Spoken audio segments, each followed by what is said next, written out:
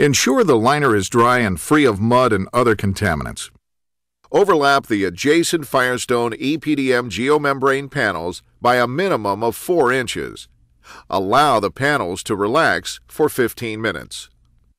Mark the overlap with a white marker to ensure the membrane returns to this placement after priming. Tack back the overlap of the top Firestone EPDM geomembrane panel using QuickPrime as an adhesive. Using a scrubber pad and holder, apply the QuickPrime Plus primer to the bottom surface of the top panel and the top surface edge of the bottom panel. Test the primer flash-off by touching the primed area with your finger and pushing forward at an angle. The primer should not string as your finger is moved up and away.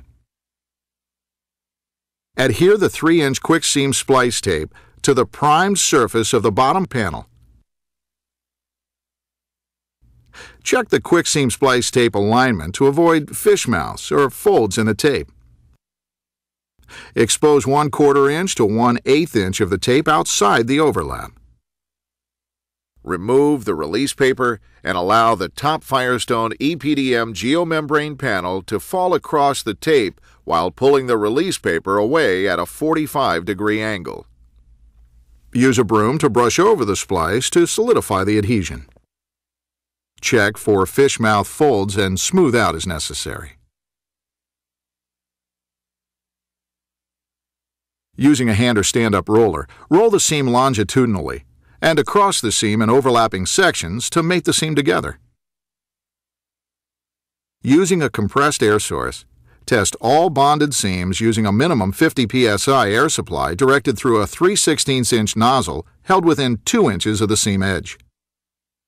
Note, do not exceed 75 psi or it may cause damage to the seam.